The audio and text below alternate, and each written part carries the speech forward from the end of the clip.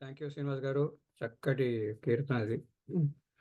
So ఇవాళ మనం 6 శ్లోకాలు చూడాలి. So let us start. తొందరగా స్టార్ట్ చేసేద్దాం మనం.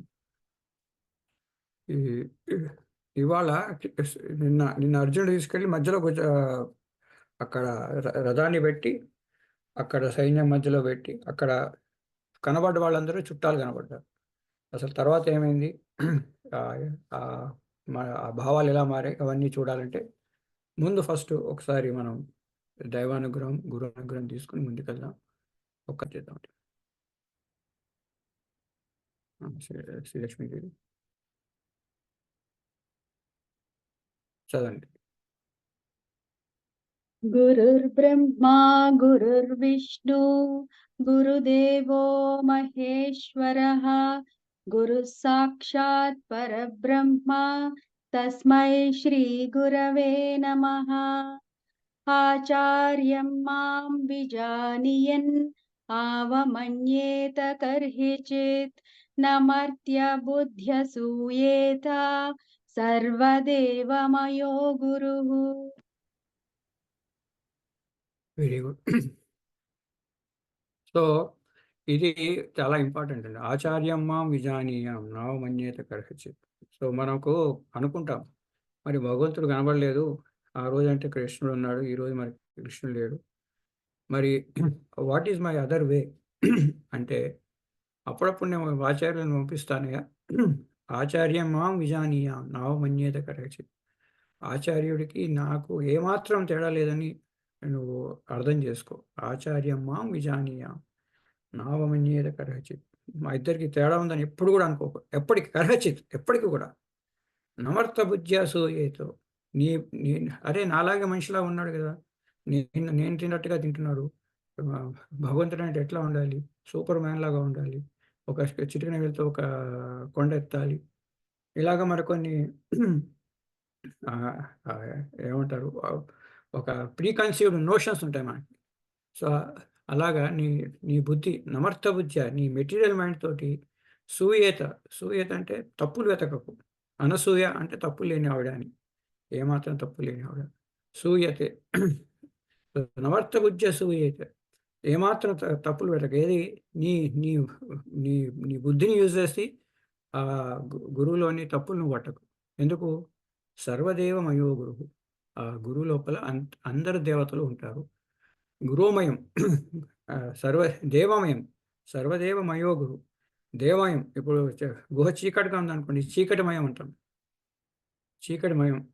తర్వాత ఆ, దీని ఏమంటారు, ఆ, ఈ గోళమయం. బాగా శబ్దాలు ఉంటుంటే అక్కడ హాల్ అంతా గోళమయం అని. సో అంటే ప్రతి అణువు నిండి ఉందన్నమాట. సో నమర్త బుద్ధసు సర్వదేవమయో గురు. ఆ ఆ భగ ఆ ఆ గురువు లోపల అందరి దేవతలు ఆ, కలిసి ఉంటారు. మొత్తం వ్యాపించి ఉంటారు. ఎందుకు? His mind is connected with ఆ spiritual energy all the time. అతని మనసు స్పిరిచువల్ ఎనర్జీకి ఎప్పుడు కనెక్ట్ అయి ఉంటుంది. సో అది ఎప్పుడు అలా ఫ్లో అవుతుంటుంది. కాబట్టి ఒక ఎగ్జాంపుల్ చెప్తారు మన కృపాల్జీ మహారాజ్.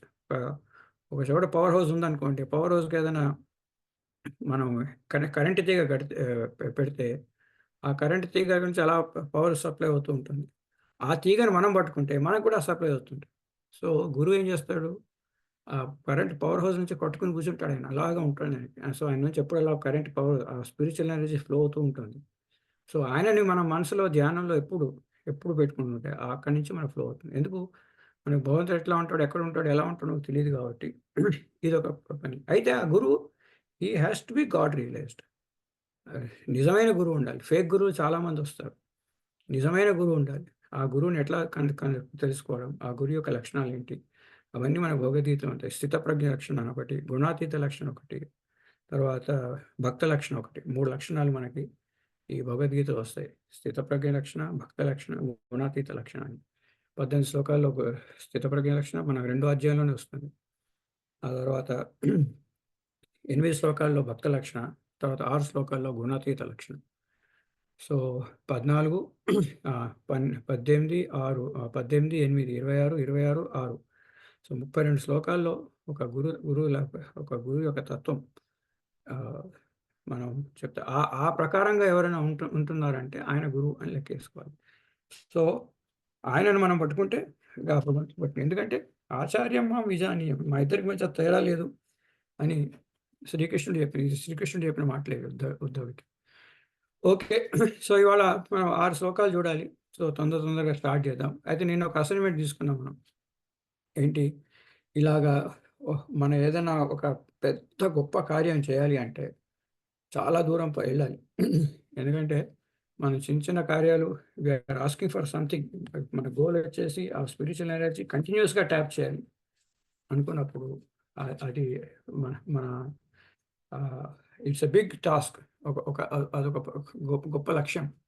ఆ లక్ష్యాన్ని సాధించాలంటే మనకి చాలా సహాయం ఉండాలి. ఏవి? ఇవి కొన్ని అడ్డంకులున్నాయి. అవిద్య, అస్మిత, రాగద్వేష, అభినివేశం.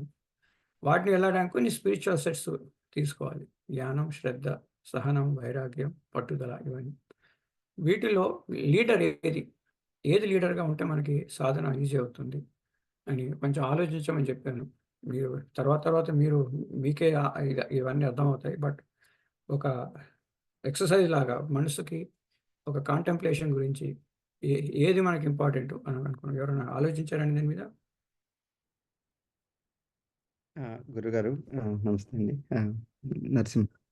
ఆ! అంటే నాకేమనిపించిందంటే ఆహ్, సన్మార్గంలో వెళ్ళడానికి జ్ఞానం అనేది చాలా అవసరం.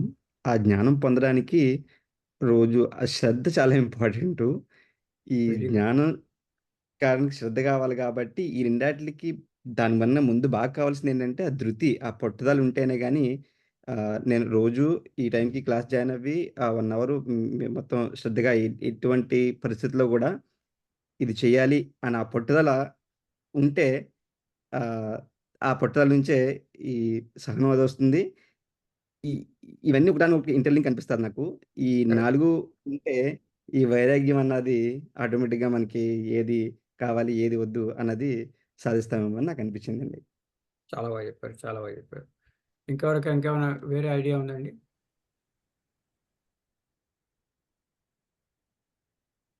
మౌనిక ఇది. ఆ! నా ఆలోచన ప్రకారం జ్ఞానం అనేది ఇంపార్టెంట్ అండి. ఎందుకంటే ఈ ఏవైతే వర్చ్యూస్ ఉన్నాయో సహనము, శ్రద్ధ, పట్టుదల, వైరాగ్యం ఇవన్నీ నార్మల్‌గా గూడా మనకు మెటీరియల్ లైఫ్‌లో ఉంటాయి. ఆల్రెడీ ఉంటాయి ఎంతో కొంత. బట్ జ్ఞానం అనేది మన లైఫ్‌లో వచ్చినప్పుడు ఈ ఆల్రెడీ ఉన్న క్వాలిటీస్‌ని మనం డైరెక్ట్ చేసి డివోషనల్ పాత్‌లోకి ప్రోగ్రెస్ అవ్వడానికి ఇంకా హెల్ప్ అవుతుంది. కాబట్టి జ్ఞానం అనేది అన్నిటికన్నా ముఖ్యమని నేను అనుకుంటున్నాను. ఇంకా వేరే ఐడియా ఉందండి?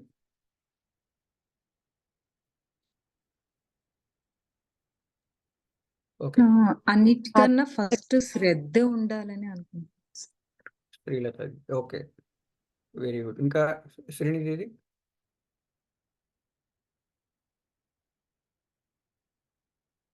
మీరు అన్‌మ్యూట్ చేసుకోండి శ్రీనిధి గారు.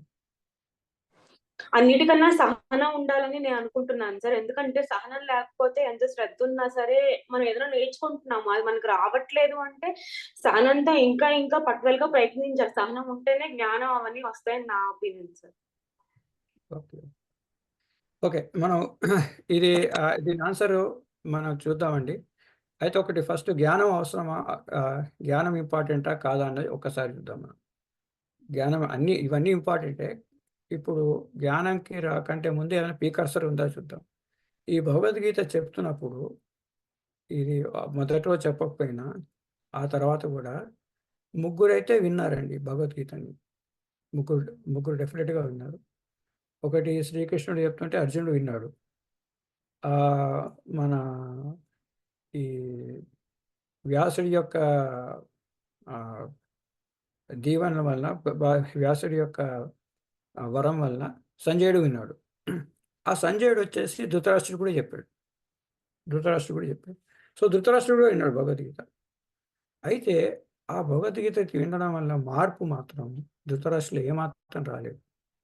ధృతరాష్ట్రులో ఏమాత్రం మార్పు రాలేదు. ఎందుకు? యుద్ధం అంతా అయిపోయిన తర్వాత మళ్ళా పోయి భీముడిని చంపుతానని మళ్ళా తయారయ్యాడు. రా నాయనా అని చెప్పి కౌలుకి తీసుకుంటా అని చెప్పి కౌలించుకోబోతుంటే వీడు సామాన్యుడు కాదు అని చెప్పేసి అక్కడేదో బొమ్మ ఉంటే ఆ బొమ్మనిచ్చాడు కృష్ణుడు. దాన్ని పట్టుకొని ఎంత గట్టిగా పట్టుకున్నాడంటే ఆ బొమ్మ నుంచి అయిపోయింది. సో, అంత లోపల కక్ష ఉన్న వ్యక్తి ఈ మన ధృతరాష్ట్రుడు. అంటే అన్ని అన్యాయంగా అన్నీ లాక్కొని, అంత అన్యాయం చేసినందుకు అంతా ఓడిపోయిన తర్వాత 100 మంది పిల్లలు తీసుకుపోయిన తర్వాత వాడు గుడ్డివాడు ఏమి పాలించను కూడా పాలించలేడు.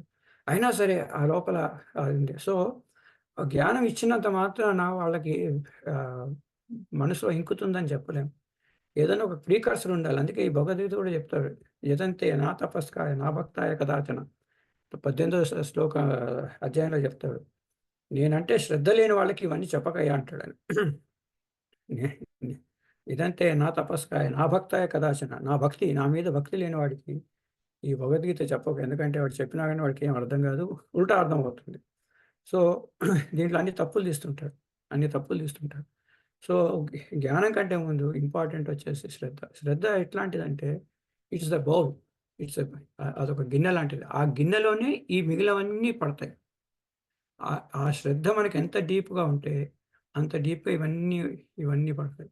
సో, జ్ఞానం రావాలన్నా గానీ శ్రద్ధావాన్ లభతే జ్ఞానం. 4 అధ్యాయంలో మనకి ఇదొక శ్లోకం వస్తుంది. నీకు శ్రద్ధ లేకపోతే జ్ఞానం కూడా రాదని చెప్పేసి. సో, ఎప్పుడైనా సరే ఈ జ్ఞానం బాగా రావాలంటే ఆ గురువు మీద మనకు ఆ భక్తి ఉండాలి. ఈయన చెప్తుంది కరెక్టు. ఈయనన్నీ చాలా కరెక్ట్‌గా అనలైజ్ చేసి చెప్తున్నాడు. ఆ గురువు మీద ఒక ఫస్ట్ నమ్మకము, శ్రద్ధ అన్నది ఉండాలి. తర్వాత మిగిలినవన్నీ వచ్చేస్తాయి. అది ఎప్పుడైతే వస్తుందో ఆ శ్రద్ధ రాగానే ఇదేదో నాకు మంచి కోసం చెప్తున్నాడు కదా అన్న శ్రద్ధ రాగానే దాని జ్ఞానం తెలుసుకోవాలన్న కాంక్ష వస్తుంది. ఆ జ్ఞానంతో పాటు మెల్లమెల్లగా ఆ శ్రద్ధతో ఇది ధృతి, వైరాగ్యం, సహనం, తితిక్ష ఇవన్నీ మెల్లమెల్లగా వస్తాయి. ఫస్ట్ మనం చేయాల్సిందల్లా ఇది కరెక్టు, చెప్తున్న వ్యక్తి కరెక్టు. ఇది మన మంచిగా వస్తోంది ఇది. ఇది నా శ్రేయస్సు కోసం చెప్తున్న సబ్జెక్టు అన్నది ఎప్పుడైతే ఆ శ్రద్ధ మీద మనకి డీప్ ఫెయిత్ ఉంటుందో, ఆ శ్రద్ధ మనకి పెరుగుతూ పోతుందో, అది ఎంతెంత శ్రద్ధ పెరుగుతూ ఉంటుంటే అంతంత మిగిలిన స్పిరిచువల్ అసెట్స్ అందులో పడుతూ ఉంటాయి. సో, అది మనకి ఇంపార్టెంట్. సో, ఈ ఈ ఈ శ్రద్ధ అనేది ఒక పెద్ద గిన్నె లాంటిది. ఆ గిన్నె లోపల మిగిలినవన్నీ వర్చ్యూస్ వస్తుంటాయి. మిగిలిన వర్చ్యూస్ అన్నీ వస్తుంటాయి. ఇంకా ఈ భగవద్గీతలో కూడా అన్నిటికీ చెప్పాడాయన. ఏది రాగద్వేషాలు ఎలా వదులుకోవాలి, తర్వాత దీన్నేమంటారు జ్ఞానం ఎలా పెంచుకోవాలి, తర్వాత ఈ ధృతి ఎట్లా, తితిక్ష ఎట్లా ఇవన్నీ పెంచుకోవాల్సిన పద్ధతులన్నీ చెప్పాడు శ్రీకృష్ణ పరమాత్మ. అయితే శ్రద్ధ కోసమని ఒక చాప్టరే ఉంది అక్కడ. ఒక హోల్ చాప్టర్ శ్రద్ధాత్రయ విభాగ యోగం అని చెప్పి. శ్రద్ధ ఎంత ఇంపార్టెంట్ అంటే ఆ శ్రద్ధ మీద ఒక కంప్లీట్ చాప్టర్ ఉంది. మిగిలిన ఏ యొక్క స్పిరిచువల్ దాన్నేమంటారు అసెట్‌కి స్పిరిచువల్ వర్చ్యూకి ఏ స్పిరిచువల్ వర్చ్యూ కూడా ఒక చాప్టర్ లేదు. కొన్ని శ్లోకాలు ఉన్నాయి. బట్ శ్రద్ధ మీద మాత్రం ఒక ఫుల్ చాప్టర్ ఉంది. సో, శ్రద్ధ చాలా ఇంపార్టెంటు. అది మనకి ఎంతెంత మనం భగవద్గీత అన్నది శ్రీకృష్ణుడు చెప్పింది. ఇది చాలా మంచిది. ఇందులో చెప్పిన ప్రతి మాట కరెక్టు. నేను దీని చెప్పిన పద్ధతులన్నీ పాటిస్తే నాకు శ్రేయస్సు కలుగుతుంది అని ఎప్పుడైతే మనం ఆ నమ్మకంతో ముందుకెళ్తామో మిగిలినవన్నీ వచ్చేస్తాయి. జ్ఞానం ఆటోమేటిక్‌గా వస్తుంది. శ్రద్ధావాన్ లేకపోతే జ్ఞానం. నా మీద శ్రద్ధ ఉన్నా గానీ భగవంతుడు లోపల కూర్చొని బయటకి మనకి జ్ఞానం ఇస్తాడు. 2 టైప్స్ ఆఫ్ నాలెడ్జ్ ఉంటాయి. ఒకటేమో థియరిటికల్ నాలెడ్జ్. ఒకళ్ళు చెప్తుంటే వింటుంటారు. రెండోది మనకు లోపల నుంచి ఆ ఎక్స్‌పీరియన్షియల్ నాలెడ్జ్. లోపల నుంచి అది రియలైజేషన్ వస్తుంది. లోపల నుంచి వస్తుంది. కరెక్టే కదా! ఇలా అవుతుంది కదా! అని మనకు ఒక తళుక్కుమని ఒక ఎన్‌లైటన్‌మెంట్ లాగా, ఒక రియలైజేషన్ లాగా వస్తుంది. అది చాలా ఇంపార్టెంట్. అది మీ నుంచి పోదింక అది. అలా వచ్చిన రియలైజేషన్ మీ నుంచి పోదింక. సో, అది మనకి లోపల కూర్చొని ఏదో ఒక శక్తి ఆ స్పార్క్ మనకి ఇచ్చేటట్టుగా చేస్తుందది. మన లోపల నుంచి ఆ స్పార్క్ అదే తేషాం సతతయుక్తానాం భజతాం ప్రీతిపూర్వకం దదామి బుద్ధి యోగంతం ఏనమామపి అంతితే. నేనే ఇస్తాను ఆ శక్తిని అని చెప్పి శ్రీకృష్ణ పరమాత్మ అంటాడు. తేషాం సతతయుక్తానాం భజతాం ప్రీతిపూర్వకం 10వ చాప్టర్‌లో 9వ శ్లోకం. సో, ఇవన్నీ మనకి ఆ జ్ఞానం కూడా ఆ శ్రద్ధ వల్లనే వస్తాయి. సో, నిన్నటి మనం చూసింది ఏంటంటే అర్జునుడు పోయి అడిగాడు అక్కడ సమావేశం వాళ్ళందరినీ ఒకసారి నేను చూడాలని ఉంది. ధృతరాష్ట్రస్య దుర్బుద్ధే యుద్ధే ప్రియ చికీర్షవ. ఈ దుర్బుద్ధైన ధృతరాష్ట్రుని ప్రియం కోసం అని ఎవరెవరు అక్కడ సమూహించారో వాళ్ళని చూడాలని ఉంది అని చెప్పి మన అర్జునుడు అడిగితే శ్రీకృష్ణుడు తీసుకెళ్ళి రెండు శ్రేణుల మధ్య పెట్టాడు. ఏం వక్త హృషికేశ గురాకేశేన భారత శ్రేణులో ఉభయ మధ్య స్థాపిత రథముత్తమం. ఆ రెండు శ్రేణుల మధ్య తీసుకెళ్ళి ఆ రథాన్ని స్థాపించి ఈ మాటలు అన్నాడు. ఏమన్నాడు ఆయన? భీష్మ ద్రోణ ప్రముఖ సర్వేషాం చ మహీక్షితాం ఉవాచ పార్థ పశ్యతాం సమావేతాన్ కురునిధి. అక్కడ వాళ్ళందరినీ చూడు, వాళ్ళిద్దరి మధ్య నించోబెట్టి ద్రోణుడు భీష్ముడు ఎదురుగుండా ఉన్న ఆ రాజులందరినీ ఒక్కసారి చూడు అని చెప్పగానే మన ఏమైంది అక్కడ? ఏం చూశాడు ఆయన? అక్కడ ఏం చూశాడు? తత్ర అపశ్యత్ స్థితాన్ పార్థ పితృన్ అథ పితామహ. సో అక్కడ కనబడ్డదల్లా చుట్టాలే, ఆచార్య మాతులాన్ భాతృన్ పుత్రాన్ పౌత్రాన్ సఖీన్, వీళ్ళందరూ కనబడి ఎందుకు కనబడ్డారు? ఇదంతా ఎందుకు కనబడ్డారు? తాన్ సమీక్ష సౌకౌంతే సర్వాన్ బంధున్ అవస్థితాన్ కృపయా పర్యావిష్ట విషీదం ఇదమబ్రవీత్. అక్కడ ఏమైంది? కృప అన్నది ఆయన మీద ఆవహించింది. కృప అన్న ఒక ఎమోషన్ అన్నది ఆయనకు ఆవహించింది. సో దీని గురించి మనం చాలా డీటెయిల్గా మనం డిస్కస్ చేసాం. ఎందుకు కొన్ని ఎమోషన్స్ మనకి అలాగా ఆవహిస్తే, మనకి కోపం ఆవహించింది అనుకోండి, విచక్షణ జ్ఞానం పోయి పిచ్చి పిచ్చిగా చేస్తాం. ఈర్ష ఆవహించిందంటే దాంట్లో కూడా ఎలాంటి తప్పులు చేయడానికైనా వెనుకాడు.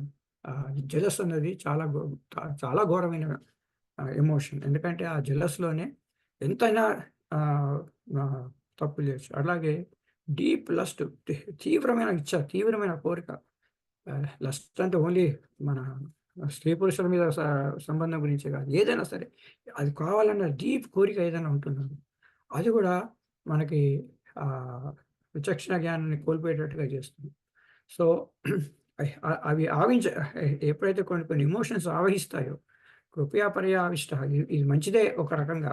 కృప అన్నది మంచి ఎమోషన్, కానీ ఆ యుద్ధ రంగంలో పనికిరాదు. రాంగ్ టైంలో వచ్చిన ఎమోషన్, అది రాగం వల్ల వచ్చిన ఎమోషన్. అది కృపయావిష్ట. అప్పుడు ఏమైపోయింది? అర్జునుడి యొక్క మనసు అంతా మారిపోయింది.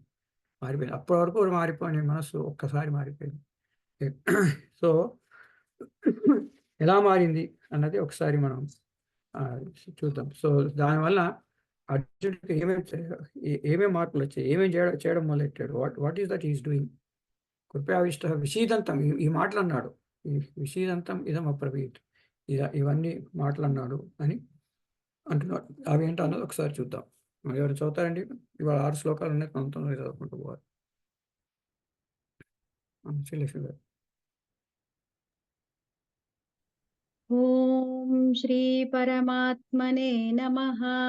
అథ ప్రథమోऽధ్యాయः అర్జున విషాద యోగః. అర్జున ఉవాచ దృష్ట్వేమం స్వజనం కృష్ణ యుయుత్సుం సముపస్థితం సిదంతి మమ గాత్రాణి ముఖం చ పరిశుష్యతి. అర్జున ఉవాచ దృష్ట్వేమం స్వజనం కృష్ణ యుయుత్సుం సముపస్థితం సిదంతి మమ గాత్రాణి ముఖం చ పరిశుష్యతి. ఇప్పుడు అర్జునుడు ఇక్కడి నుంచి 7 లక్షణాలు చెప్తున్నాడు. ఎప్పుడైనా మనకు అత్యంత ఆనందం వచ్చినప్పుడు అష్టసాత్విక భావాలు అంటారు.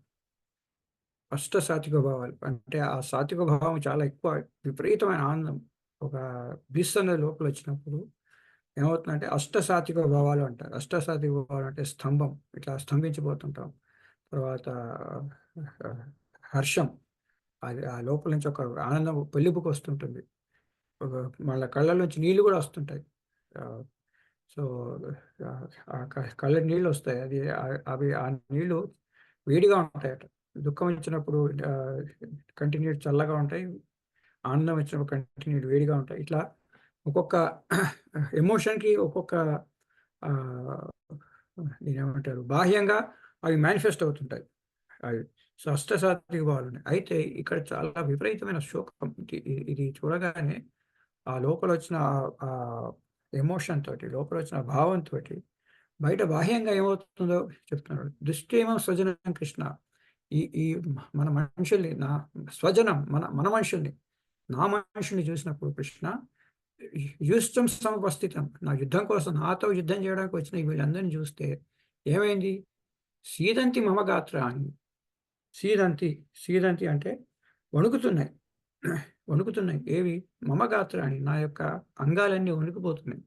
చేతులు కాళ్ళు వణుకుతున్నాయి. సీదంతి మమ గాత్రాన్ని. ముఖంచ పరిశుష్యతి అంటే ఎండిపోయింది. మనకి నోరు ఎండిపోయింది. ముఖంచ పరిశుష్యతి.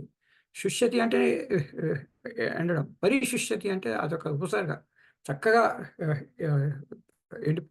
బాగా ఎండింది అనమాట. శుభ్రం, పరిశుభ్రం. శుభ్రం అంటే క్లీన్ చేయడం, పరిశుభ్రం అంటే ఇంకా క్లీన్ చేయడం. చుట్టూతో ఎక్కడ ఏమీ లేకుండా క్లీన్ చేయడం. సో ముఖంచ పరిశుష్యతి, నోరు బాగా ఎండిపోయింది. సో ఈ రెండు ఎమోషన్స్ వచ్చాయి. ఏమైంది? ఫస్ట్ వాళ్ళ సజనం చూడగానే కాళ్ళు చేతులు, గాత్రాన్ని అంటే అంగాలన్నీ వణుకుతున్నాయి, సీదంతి వణుకుతున్నాయి. తర్వాత నోరు అనేది ఎండిపోయింది. నోరు ఎండిపోయింది. ఎలాగా? మొత్తం ఎండిపోయింది, కొంచెం కాదు. పరిశుష్యతి. ఇది పరి అన్నది చాలా మళ్ళీ వస్తుంటుంది. ఇది నెక్స్ట్. ఇది కాక ఇంకేమైంది?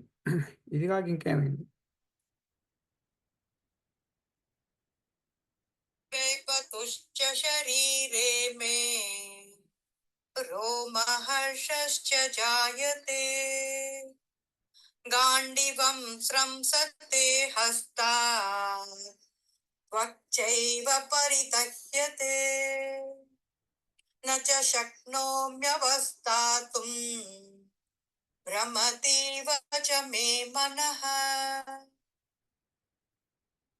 वेपतुश्च शरीरे मे रोमहर्षश्च जायते गाण्डिवं स्रंसते हस्तात् त्वक्चैव परितह्यते न च शक्नोम्यवस्थातुं भ्रमतीव च मे मनः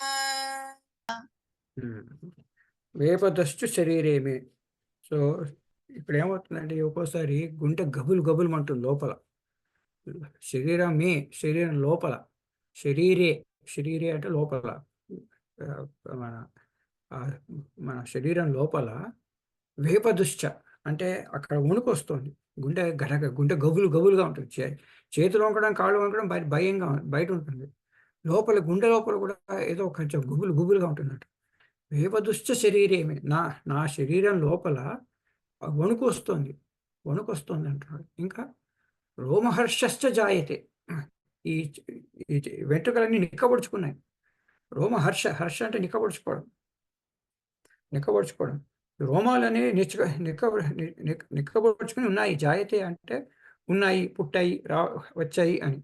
సో నజాయతే మ్రీతే నవా కదాచిత్ అని మన 2వ అధ్యాయంలో వస్తుంది. వేపదుశ్చ శరీరేమే రోమహర్ష జాయతే. ఈ వెంట్రుకలన్నీ నిక్కబొడుచుకుని ఉన్నాయి. ఇంకా శరీరం లోపల, గుండె లోపల, శరీరం లోపల ఒక వణుకు వస్తుంది. గుండె గుబులు అంటుంది. ఇంకేమైంది? గాంధీవం సంస్థతే హస్తాత్, చేతిలోంచి ఆ గాంధీవం అనే ధనస్సు పడిపోతుంది, కింద పోతుంది. సంస్థతే అంటే వెళ్ళిపోతుంది. ఎక్కడి నుంచి? హస్తాత్, చేతి నుండి పంచమీ విభక్తి. చేతిలోంచి ఆ గాంధీవం అనేది వెళ్ళిపోతుంది. గాంధీవం కింద పడిపోతుంది. సంస్థతే అంటే జారిపోతుంది. గాంధీవం జారిపోతుంది. సో గుండెలో గుబులు వచ్చేసింది, వెంట్రుకలన్నీ నిక్కబొడుచుకున్నాయి, చేతిలోంచి ఆ ధనస్సు జారిపోతుంది. ఇక్కడ త్వక్చైవ దహిస్తోంది అంటారు కదా, దహించిపోతుంది. త్వక్ అంటే చర్మము దహించిపోతుంది. ఎలా దహిస్తుంది? పరిదహ్యతే, ఇందాక చూసాం మనం. పరిశుష్యతి అంటే చాలా ఎక్కువ ఎండిపోతుంది. పరిదహ్యతే అన్ని వైపుల నుంచి దహించుకుపోతుంది. త్వక్చైవ పరిదహ్యతే, ఇది మన శరీరం అంతా దహిస్తోంది, మండిపోతుంది శరీరం అంతా. ఇంకొకటి నచక్ష్ణోమి అవస్థాతం, నేను నిలవలేకపోతున్నాను. ఎందుకు? భ్రమతీవ చేయమన, నా మనసు అంతా గుర్రం తిరిగిపోతుంది. మైండ్ బాగా గుర్రు మైండ్ అంతా తిరిగిపోతుంది. సో ఇవన్నీ మార్పులు వచ్చేసాయి. ఇవన్నీ మార్పులు వచ్చాయి. ఎక్కడ కృపయావిష్ట, ఆ కృప అన్నది ఆవిష్టం వచ్చేసరికల్లా మైండ్ ఇవన్నీ వచ్చేస్తాయి. ఫస్ట్ ఏడు చెప్పాడు మనకి. ఏంటవి? ఏడు వచ్చేసి సీదంతి మమ గాత్రాన్ని, మా కాళ్ళు చేతులన్నీ వణుకుతున్నాయి. తర్వాత ముఖంచ పరిశుష్యతి, నోరంతా ఎండిపోయింది. ఇంక మూడోది ఏంటి? వేపదుష్ట శరీరమే, లోపల గుండె లోపల గుబులు వచ్చేసినాయి. రోమర్ష జాయితే, వెంట్రుకలన్నీ నిక్కబొడుచుకున్నాయి. గాంధీవం సంస్థతి హస్తాన్ని, చేతిలోంచి ఆ గాంధీవం జారిపోతుంది. త్వక్చైవ పరిహ్యతే, మన ఈ మన ఈ చర్మం అంతా దహించిపోతుంది. తర్వాత నశక్నో వ్యవస్థాతం, నిలబడలేకపోతుంది. తర్వాత భ్రమతీవ శమే మనసు అంతా తిరిగిపోతుంది, గుర్రం తిరుగుతుంది. ఇవన్నీ బాహ్యంగా కనబడతాయి. ఇవన్నీ రావడం వలన ఇదంతా, ఈ మార్పులన్నీ రావడం వలన ఇప్పుడు what is that he see, ఏం చూస్తున్నాడు ఇప్పుడు? ఇదంతా ఆయన లోపల మార్పులు జరిగాయి. ఇవన్నీ ఆయన లోపల మార్పులు జరిగాయి. ఇప్పుడు బయట ఎలా కనబడుతుంది? బయట ఏం కనబడుతుంది? ఇప్పుడు ఆయనకేం బయట విషయాలు ఇప్పుడు చూడండి, అదే సిచ్యువేషన్, అదే వారు, అదే ప్లేసు. అంతకుముందు కూడా అక్కడ భీష్ముడు శంఖం ఊదగానే ఈయన శంఖం ఊదాడు. వెళ్ళి హృదయం స్థాపయతు మే అచ్యుత, రెండు సైన్యాల మధ్య మన దాన్ని స్థాపించు అన్నాడు. అన్న తర్వాత ఒక్కసారి ఒక కృప అన్నది ఒక ఆవించేసింది మనిషికి. ఆవించగానే ఏమైపోయింది? ఈ మనసులో ఆ వ్యక్తిలో మార్పులు వచ్చాక ఇప్పుడు బయట ప్రపంచం ఎలా కనబడుతుంది? బయట ప్రపంచం ఎట్లా కనబడుతుంది బయట ప్రపంచం? అది ఒక్కసారి చక్కటి శ్లోకం ఇది చూడండి. నిమిత్తాని చ పశ్యామి విపరీతాని కేశవ న చ శ్రేయోను పశ్యామి హత్వా స్వజనమాహవే.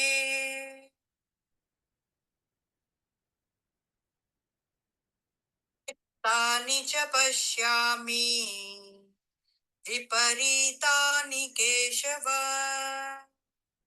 న చ శ్రేయోను పశ్యామి హత్వా స్వజనమాహవే.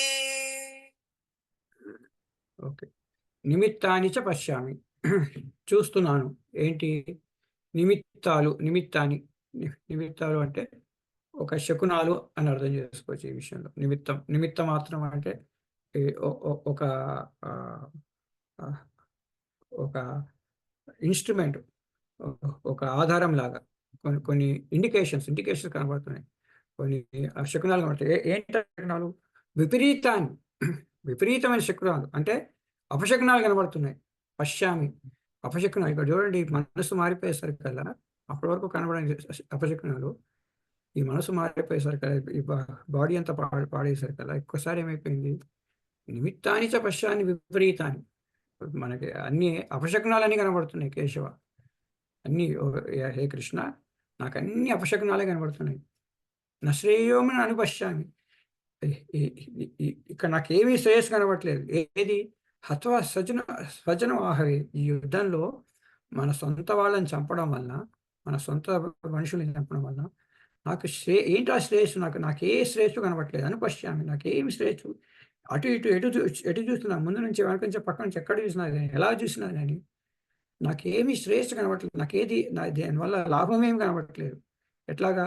హత్వా స్వజనం ఆహవే, ఈ యుద్ధంలో మన సొంత మనుషులు, ఎందుకు వీళ్ళందరూ కనబడ్డారు అక్కడ? ఎలాగానే ఎవరు కనబడ్డారు? గురువులు, శిష్యులు, భాతృలు, పుత్రులు, పౌత్రులు, వీళ్ళందరూ కనబడ్డారు. సుహృదులు, మిత్రులు, అక్కడ అర్జునుడికి వీళ్ళంతా కనబడ్డారు. అదే దుర్యోధనుడికి అందరూ వైర్లే కనబడ్డారు. సో ఇక్కడ ఆ దృష్టి మారిపోయేసరికల్లా, ఇక్కడ కష్టం చూడండి. ఆ సిచ్యువేషన్ వలన, అర్జునుడి వరకు వచ్చిన భావాల వలన బయట ప్రపంచం సేమ్ ఉంది కదా. దుర్యోధనుడికి అదే ఉంది, దుశ్శాసనుడికి అదే ఉంది, ధర్మరాజుకి అదే ఉంది, శ్రీకృష్ణుడికి అదే ఉంది. అందరికీ ఉన్న సేమ్ సిచ్యువేషన్. ఒక్కొక్కరికి ఒక్కొక్క భావం వస్తుంది. సో ఇక్కడ ఇంకా నిమిత్తాన్ని చ పశ్యామి విపరీతాన్ని, అపశకునాలు కనబడుతున్నాయి ఇంకా. సో మనకు అపశకునాలు అన్ని కనబడుతున్నాయంటే మనసులో ఏమైనా తప్పులు ఉన్నాయా అనేది మనం విశ్లేషించుకోవాలి. మన మైండ్ నార్మల్గా ఉందా, మన మైండ్ బయాస్డ్ అయి ఉందా, మన మైండ్ ఏదైనా ఒక తప్పుడు భావంతో నిండి ఉందా, అది ఎప్పటికప్పుడు మనం విశ్లేషణ చేసుకుంటూ ఉండాలి. సో నిమిత్తానిచ పశ్యాన్ని విపరీతానిచ కేశవ, విపరీతమైన ఈ శకునాలు అపశకునాలు కనబడుతున్నాయి. దీనివల్ల నాకేమీ లాభం కనబడలేదు. నశ్రేణు అనుపశ్యామి, నాకు ఏ శ్రేయస్సు కనబడట్లేదు. అథవా స్వజన ఆహవి, యుద్ధంలో సొంత జనాల్ని నేను చంపడం. ఆహవి అంటే యుద్ధం. ఈ యుద్ధం లోపల స్వజనం అథవా మనం మన జనాల్ని స్వజనాన్ని హత్య చేయడం వల్ల నాకేమి శ్రేయు అనుపశ్యామి, శ్రేయం ఎక్కడా నాకు కనబడట్లేదు. పశ్చాం అంటే చూడడం, అనుపశ్యాం అంటే తిరిగి చూడడం. బంధం అనుబంధం, బంధం అంటేనే ఒక రిలేషన్. అనుబంధం ముందు వెనక ఉన్నదన్నమాట, ముందు వెనక ఉన్నది. సో అనుపశ్యామి, అటు తిరిగి ఎటు చూసినా కానీ కనబడట్లేదు. ఏది మన ఈ యుద్ధం వల్ల శ్రేయస్సు, ఏమి శ్రేయం, ఏది శ్రేయస్సు అన్నది నాకేమీ తెలియట్లేదు అని అర్జునుడు శ్రీకృష్ణుడు చెప్తున్నాడు. దీనివలన ఇవన్నీ చూడడం వలన, ఇప్పుడు చూడడం వలన ఇంకా అర్జునుడికి ఏం చేయాలనిపిస్తుంది. ఓకే, ఇవన్నీ కనబడ్డాయి, ఇవి చూశాడు, ఇవన్నీ కనబడ్డాయి. ఇప్పుడు ఏం యాక్షన్ తీసుకోబోతున్నాడు? ఓకే, మన రియాక్షన్ కూడా ఉండాలి కదా. ఇప్పుడు ఏమైంది, ఒకటేమో మన పరిస్థితి, ఆ పరిస్థితి వల్ల మనకు వచ్చే భావం, ఆ భావం వల్ల మనం చేసే యాక్షన్ ఏంటి, నెక్స్ట్ స్టెప్ ఏంటి? ఇప్పుడు మన దుర్యోధనుడికి భయం వేసింది. భయం వేయగానే వాడు ఏం చేశాడు, పోయి మన ద్రోణి దగ్గరికి వెళ్ళి ఆయన ప్రొవోక్ చేయడం మొదలెట్టాడు. అర్జునుడు అక్కడ వాడున్నాడు, నీ ద్రౌపది యొక్క కొడుకున్నాడు, అర్జునుడి యొక్క శిష్యుడు వాడికే సపోర్ట్ చేస్తున్నాడు, నీ దగ్గర నీ శిష్యుడు నీకు సపోర్ట్ చేయట్లేదు. ఇట్లాగా వీడికి భయం వస్తే ఆ భయాన్ని తీసుకెళ్ళి ఆ పక్కన వాడి మీద దెప్పిపడడానికి, టాన్ చేయడానికి యూజ్ చేసుకున్నాడు. దాన్ని చూసి మన భీష్ముడు వచ్చేసి వీడు భయపడుతున్నాడు అని చెప్పి ఒక శంఖం పూరించేశాడు. వాళ్ళందరూ చప్పట్లు కూడా వీడు భయం పోయింది, దెబ్బకి వీడు భయం పోయింది. అక్కడ వాళ్ళు రియాక్ట్ అయ్యారు. సో చూడండి, ఒక భావం ఉంటుంది, భావం వల్ల వీడు ఏం చేస్తాడు, పోయి ద్రోణాచార్యుని నానా మాట్లాడడం మొదలెట్టాడు. ఇక్కడ అర్జునుడు ఏం చేస్తున్నాడు, ఈయనకు వచ్చే భావాలు వచ్చాయి, ఏదో కొంచెం బాధ వచ్చింది, ఏదో ఒక ఎమోషన్ వచ్చింది, బయట ఆయన సొంతగా ఏదో చరం కాలిపోయింది, నోరు ఎండిపోయింది, ఇవన్నీ అవుతున్నాయి, చేతుల నుంచి గాంధీవం పడిపోతుంది, అన్ని అపశకనాలు కనబడుతున్నాయి. అది ఆయనకు ఉంది. ఈ చేసే యాక్షన్ ఏంటి, what is the action is going to do? Ghantasala గారు పాడిన పాటలో వస్తుంది, ఇదే ఫస్ట్ది. ఘంటసాల గారు ఇదే, ఆయన భగవద్గీత పాడినప్పుడు ఇదే ఫస్ట్ శ్లోకం ఉంటుంది. శ్రీ విజయం కృష్ణ న చ రాజ్యం సుఖాని చ కిం నో రాజ్యేన గోవింద కిం భోగే జీవితేన వా येषामर्थे काङ्क्षितं नो राज्यं भोगा सुखानि च त इमेव स्थिता युद्धे प्राणान् त्यक्त्वा धनानि च न काङ्क्षे विजयं कृष्ण न च राज्यं सुखानि च किं नो राज्येन गोविन्द किं भोगे जीवितेन वा येषामर्थे काङ्क्षितं नो राज्यं भोगा सुखानि च त इमेव स्थिता युद्धे प्राणान् त्यक्त्वा धनानि च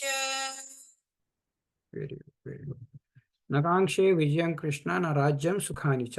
ఇప్పుడు ఏమైంది, ఇవన్నీ రాగానే, ఇవన్నీ ప్రాబ్లం రాగానే ఇంకా నాకు ఏమీ వద్దు. నకాంక్షే విజయం కృష్ణ, నాకు విజయకాంక్ష లేదు. నాకు రాజ్యం వద్దు, సుఖం కూడా వద్దు, నా సుఖానిచ. సో నాకు సుఖం ఈ విజయం వల్ల, రాజ్యం వల్ల సుఖాలు ఏవి నాకు వద్దు. ఇంకోటి, ఏషామర్థే కాంక్షితం, ఎవరి కోసమైతే మనము ఇదంతా కాంక్షిస్తున్నామో, ఎవరు స్వజనాల కోసం, ఇప్పుడు ఏదైనా రాజ్యం సంపాదిస్తే వాళ్ళందరూ కావాలి. ఉన్న వాళ్ళందరూ మన వాళ్ళందరూ ఉంటే ఆ రాజ్యం అన్నా గాని వీళ్ళందరితో కలిసి ఉంటాం. అందరూ పోయిన తర్వాత అక్కడ స్వజనులందరూ పోయిన తర్వాత ఆ రాజ్యంలో కూర్చొని ఏం చేస్తాం ఇంకా? ఆ తాతగారు పోయారు. భీష్ముడు పోయాడు. ద్రోణుడు పోయాడు. కృపాచార్యుడు పోయాడు. వీళ్ళందరూ పోయారు. అయినా ఇది మన ఈ ఈ దాన్నేమంటారు? ఇంద్రప్రస్థాన్ని లాక్కున్నాడు. ఇవ్వరా బాబు అంటే ఇవ్వలేదు. పోనీ 5 ఊళ్ళు ఇవ్వమంటే ఇవ్వలేదు. 5 ఇళ్ళు ఇవ్వమంటే 5 ఇళ్ళు కూడా కాదు. ఒక సూది మొక్క అంత ప్లేస్ కూడా ఇవ్వను పో అన్నాడు. ఇంకేం చేస్తారు? యుద్ధం చేయాల్సొచ్చింది. యుద్ధం చేయాలంటే వీళ్ళందరూ అడ్డంగా ఉన్నారు. ఎవరు? ద్రోణుడు అడ్డంగా ఉన్నాడు. భీష్ముడు అడ్డంగా వీళ్ళందరూ ఉన్నారు. వీళ్ళందరినీ చంపి, మళ్ళా కృపాచార్యుని చంపి, ద్రోణుని చంపి, దుర్యోధనుడు వాళ్ళ తమ్ముడిని చంపి, వీళ్ళని చంపి, వాళ్ళని చంపి, అందరిని చంపి ఆ రాజ్యం తీసుకుంటే రాజ్యంలో సుఖమేముంది ఇక నాకు? ఆకాంక్షే విజయం కృష్ణ రాజ్యం సుఖాని చ ఏషామర్థే కాంక్షితం నో. వీళ్ళందరి గురించే కదా మనం వీళ్ళందరితో కలిసిమెలిసి ఉండాలనే కదా ఏషామర్థే వీరి గురించే కదా వీళ్ళందరితో కలిసి ఉండాలని కదా మనం ఈ ఈ రాజ్యం కోరుకునేది. అది లేకపోతే కిం రాజ్యేన గోవింద కిం భోగేన జీవిత. ఈ రాజ్యం వల్ల ఏం లాభం? ఈ భోగాల వల్ల ఏం లాభం? ఈ భోగాలను ఎదుగుండా కేమేమే అవస్థిత యుద్ధే ప్రాణాన్ని తక్కువ ధనాన్ని వాళ్ళు ధనాన్ని ప్రాణాలను వదులుకొని మన ఎదురుగుండా వాళ్ళు నించుని ఉన్నారు. వాళ్ళందరూ నా ఎదురుగుండా నించుని ఉన్నారు. సొంత బంధువులే చంపుకొని సొంత తమ్ముళ్ళు చంపుకొని వాళ్ళందరూ రక్తాల మీద కూర్చుని ఇంకా ఆ రాజ్యంలో సుఖమేముంటుంది? ఆ రాజ్యంలో సుఖమేముంటుంది? నాకు ఈ రాజ్యం వద్దు, ఈ సుఖం వద్దు.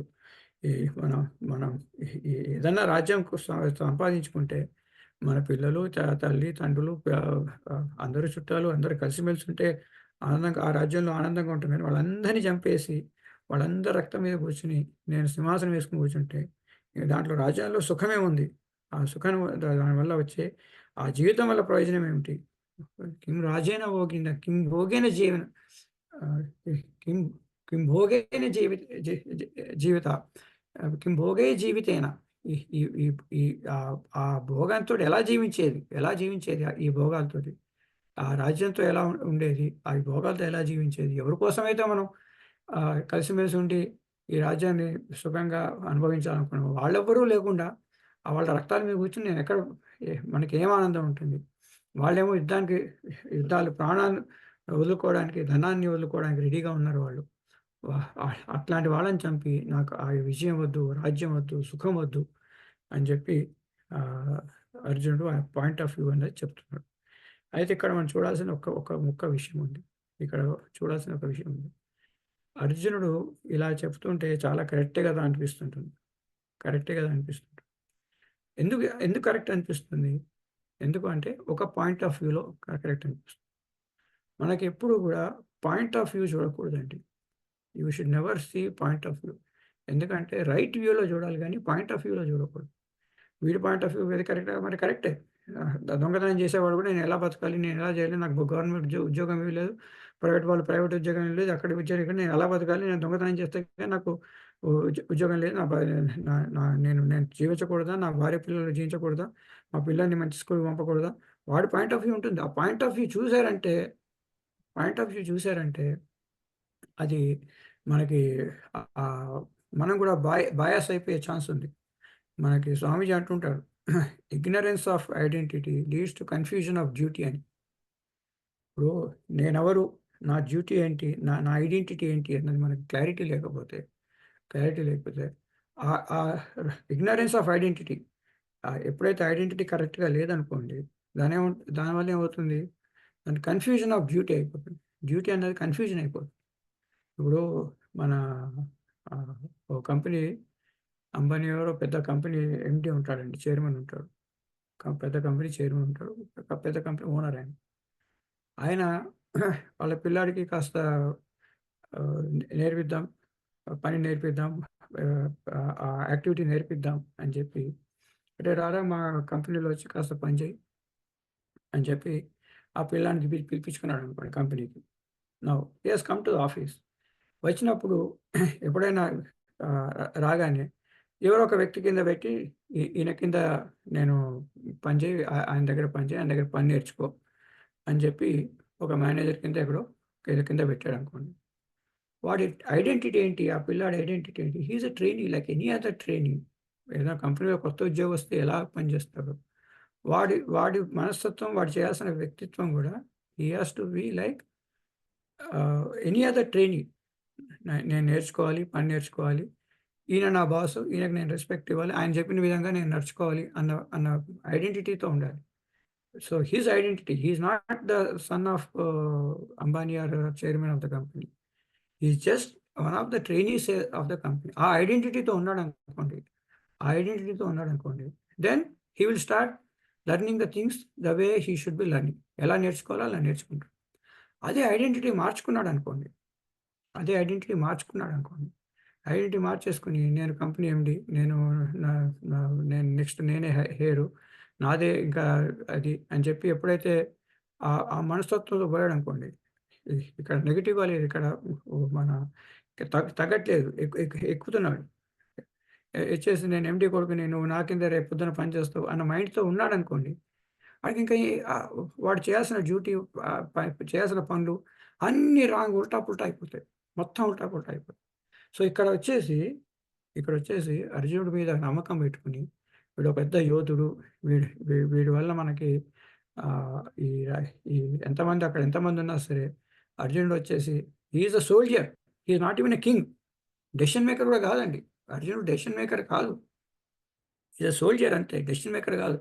రాజ్యం చేయాలా, రాజ్యం అక్కర్లేదా, ఇక్కడ మన ఇండియాలో కూడా ఒక ఆర్మీ జనరల్ ఉంటాడు, ఆయన డెసిషన్ మేకర్ కాదు, is not a decision maker. ఎవరో ఒకరు డెసిషన్ తీసుకుంటారు, చలో మొత్తం పాకిస్తాన్ ఆక్యుపై, కాశ్మీర్ ఆక్యుపై చేయండి, వాళ్ళు ఆక్యుపై చేసుకొచ్చినారు, మీరు వెళ్ళి అటాక్ చేయండి అంటారు. చేయాలా వద్దా, వాళ్ళు పోతారు కదా, మనం పోతాం. He not suppose think all that, he has to follow the orders.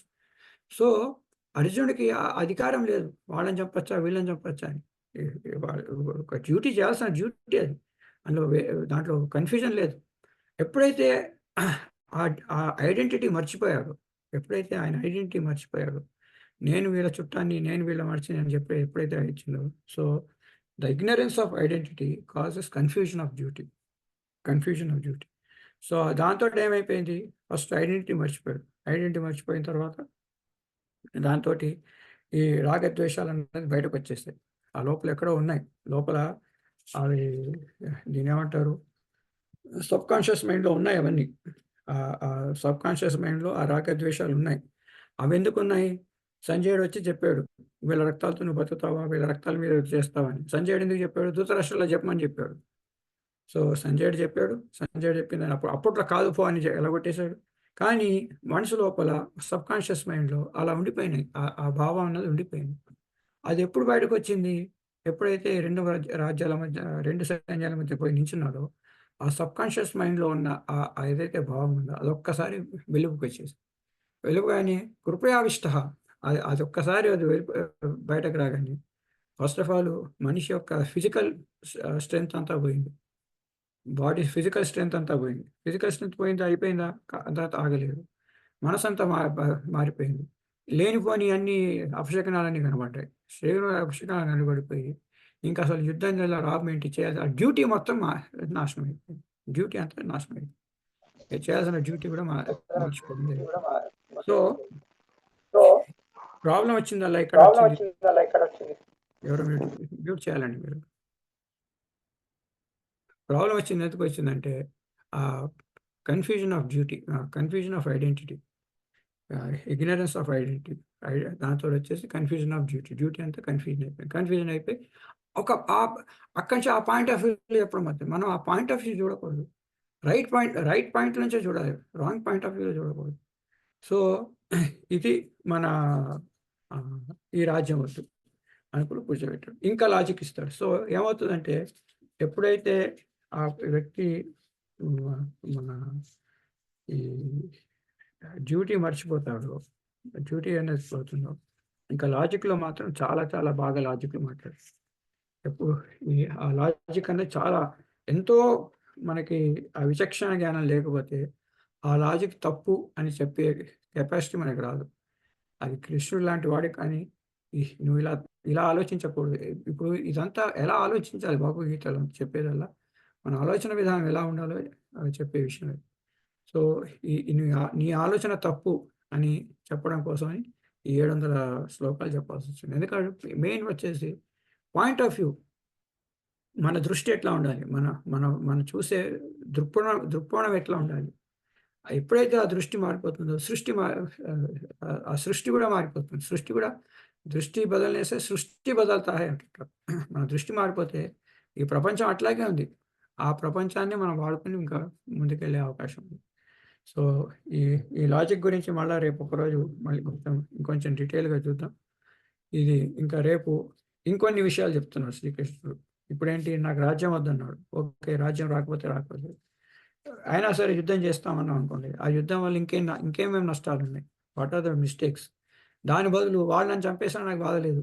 ఏది, ధృతరాష్ట్రుడు వచ్చి నన్ను చంపేసినా నాకు బాధ లేదు, కానీ నేను మాత్రం వాళ్ళని చంపలేను. ధృతరాష్ట్రుడి పిల్లలు రాష్ట్రాలు వచ్చేసి నేను ఆయుధాన్ని పట్టుకొని వాడిని కూర్చొని నన్ను చంపేసినా నాకు బాధ లేదు, కానీ నేను మాత్రం వాళ్ళని చంపను అని. దానికి రీజన్ ఏంటి, లాజిక్ ఏంటి, ఆ లాజిక్ అంతా ఎక్స్ప్లెయిన్ చేస్తుంది.